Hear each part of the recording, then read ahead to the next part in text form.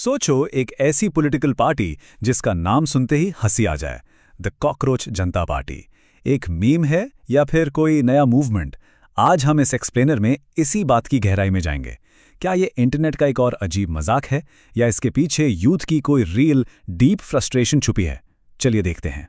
अब सबसे पहले इनका ऑफिशियल स्लोगन देखते हैं।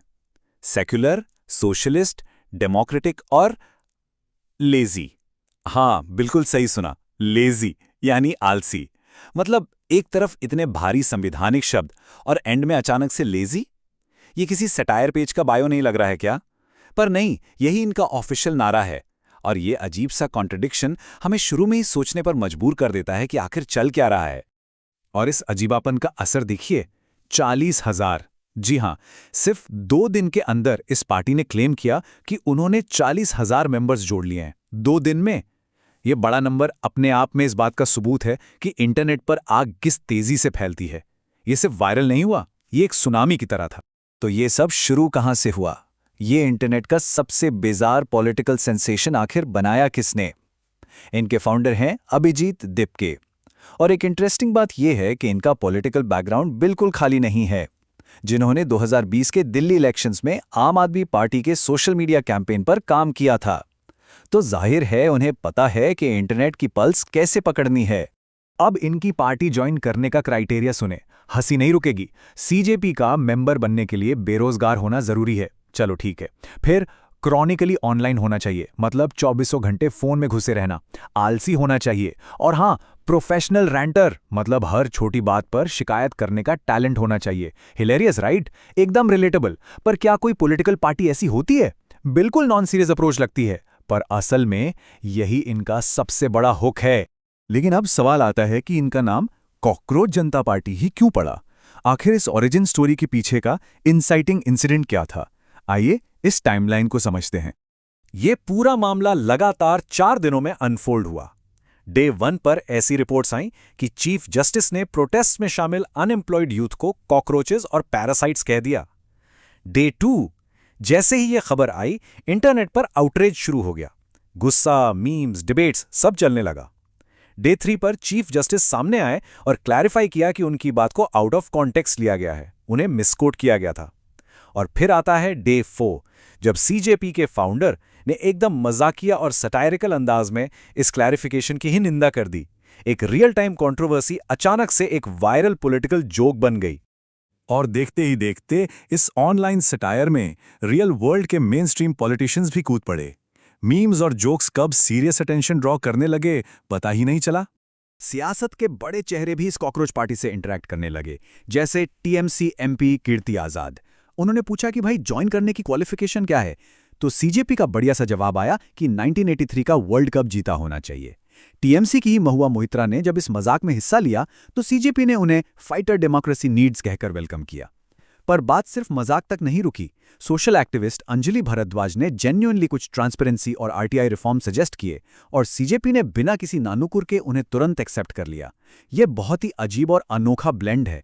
हंसी मजाक चल रहा है और साथ में सीरियस सिविक डायलॉग भी। इनकी थिएट्रिकैलिटी का लेवल यहां खत्म नहीं होता। इन्होंने एआई का यूज करके अपना एक एंथम भी बना लिया। एक बार इसके बोल सुने। We are cockroach party, we are children of a burning city. एकदम ड्रामेटिक सिनेमैटिक लेवल की वाइब है। यह साफ दिखाता है कि ये लोग डिजिटल टूल्स और इंटरनेट कल्चर को मैनिपुलेट करने में कितने माहिर हैं। तो क्या यह सब सिर्फ मीम मैजिक है? नहीं, यहां आकर कहानी थोड़ी पलट जाती है। अगर इस हंसी मजाक और आयरनी का पर्दा हटाया जाए तो इसके पीछे एक सरप्राइजिंगली सीरियस मैनिफेस्टो दिखाई देता है। इनके इस डुअल नेचर को ऐसे समझिए, एक तरफ इनके सटायर वाले एलिमेंट्स हैं, वही कि आलसी बनो, रैंटर बनो। लेकिन दूसरी तरफ इनकी एडवोकेसी एक्चुअली बहुत सीरियस है। ये लोग खुलकर नीट एग्जाम के एलिज्ड फ्रॉड्स और सीबीएसई की अनफेयर रीचेकिंग फीस के खिलाफ आवाज उठा रहे हैं।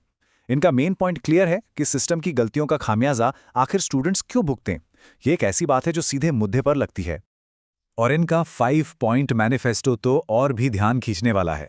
रिटायर्ड चीफ जस्टिस के लिए कोई राज्यसभा पोस्ट नहीं, पार्टी बदलने वाले पॉलिटिशियंस पर सीधा 20 साल का बैन, फ्री और इंडिपेंडेंट मीडिया, और सबसे कमाल की बात, पार्लियामेंट और कैबिनेट दोनों में महिलाओं के लिए 50% रिजर्वेशन। सोचिए, क्या ये डिमांड्स किसी मजाकिया इंटरनेट पेज की लगती हैं? बिल्कुल नहीं, ये सॉलिड स्ट्रक्चरल डिमांड्स हैं। ये इस बात का इशारा है कि इन मीम्स के पीछे यूथ की एक बहुत ही जेन्युइन गहरी फ्रस्ट्रेशन छुपी है। अब आते हैं इस पूरे एक्सप्लेनर के सबसे जरूरी हिस्से पर, सटायर या जेन्युइन फ्रस्ट्रेशन। इस मूवमेंट को आखिर कैसे वैल्यूएट किया जाए? सच्चाई यह है कि कॉकरोच जनता पार्टी उस ट्रोजन हॉर्स की तरह है जिसके अंदर छिपकर असली मुद्दे सामने लाए जा रहे हैं। बाहर से देखो तो लगता है बस एक जोक है, पर अंदर क्या है? अनएम्प्लॉयमेंट, एग्जाम का प्रेशर और पॉलिटिशियंस से आम जनता की थकान। ये सटायर को एक ढाल बनाकर यूथ के गुस्से को नया और बिल्कुल क्रिएटिव आवाज दे रहे हैं। इनकी पार्टी का सिंबल एक मोबाइल फोन है। क्यों? क्योंकि ये जल्दी ही अपना पहला वर्चुअल जेन ज़ी कन्वेंशन होस्ट करने वाले हैं। ये मोबाइल फोन सिंबल काफी पावरफुल स्टेटमेंट है। ये बताता है कि डिजिटल टूल्स अब पॉलिटिक्स का हिस्सा बन चुके हैं। आजकल हर बार सड़क पर उतरने की जरूरत नहीं है। एक सही सोशल मीडिया पोस्ट भी विरोध का बहुत बड़ा जरिया बन सकता है। और इस पूरे नज़ारे का सार इनके इस कोट में मिलता है, every phone now carries a voice of courage. चाहे ये कॉकरोच जनता पार्टी आगे चलकर कोई बड़ा चुनाव लड़े या ना लड़े, एक बहस जरूर छेड़ दी गई है। ऐसे मीम फ्यूल्ड मूवमेंट्स शायद आने वाले वक्त में पॉलिटिक्स का रूप ही बदल दें। अब यही सोचने वाली बात है कि क्या आगे चलकर इंटरनेट कल्चर और मीम्स सिर्फ टाइम पास नहीं बल्कि असली पॉलिटिकल बदलाव लाने का हथियार बनेंगे? इस मुद्दे पर गौर जरूर कीजिएगा। इस एक्सप्लेनर में साथ जुड़ने के लिए बहुत शुक्रिया।